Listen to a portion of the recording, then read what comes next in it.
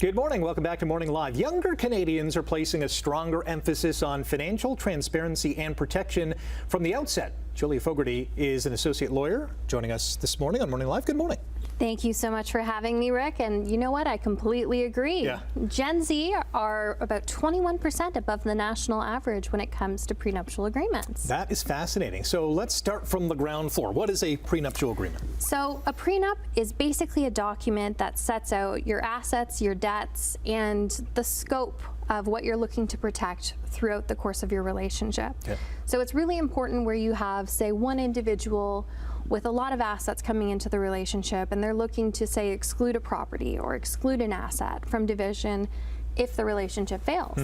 Now, having this document protects you later, because one thing that comes up all the time is where you have a long relationship, it's really, really difficult to go back and find those records from when you got married. But if you do a prenup, you have not only all of those records, but you have them crystallized in a sworn document. So a prenup lists what each party has, correct? It does. Okay. Can you do it for a common law marriage as well? You can do a prenup for any kind of relationship. Okay. Often we'll do a prenup and we call it a domestic contract, and depending on when you do one of these agreements, the name changes a little bit. Okay. So your domestic contract, if you do it prior to marriage with the intention of marrying, it's a prenup. If you do it after you're married, it's called a postnup. Okay.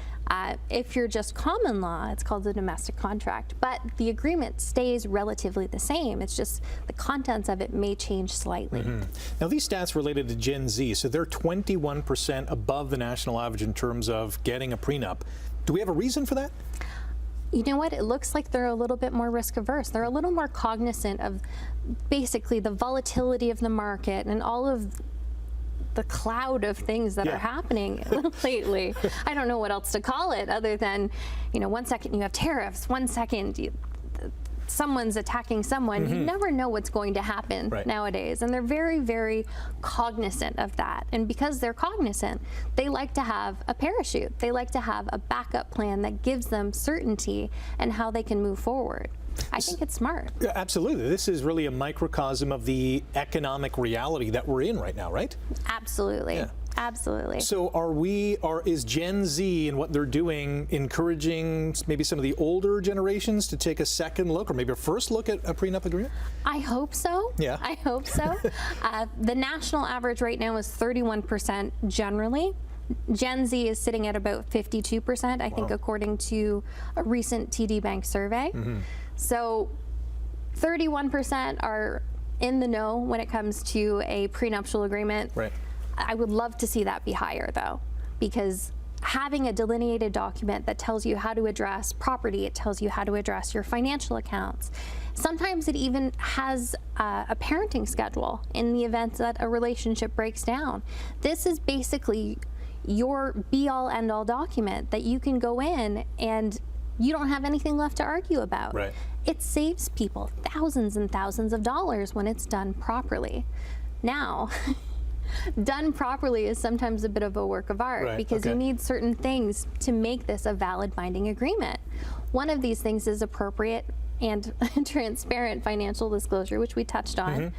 The other thing that you need is independent legal advice. So going into it, you should have a lawyer, but your spouse should also have a lawyer. Right. You work on this document together. It becomes this, we'll call it a legal love child that you draft, and you get to the end of it, and you have this document setting out all of these terms. So independent legal advice informs you as to your rights, and it basically lets both parties know with open eyes what they're getting into in signing this document. I can hear people yelling at their TVs, tablets, phones, wherever they're watching Morning Live. How much does this cost, ballpark? Oh gosh, it really depends on how detailed and how much financial documents and how, I don't want to say willing, but how willing someone is to participate in the process. Okay. We need two willing partners, obviously. Yes. Yeah, you can't force someone into this. No. Julia, great information. Thanks for joining us. All the links on this information and a whole lot more on chch.com/morninglive. Stay with us. Thanks for having me. Thanks for coming in. That's great.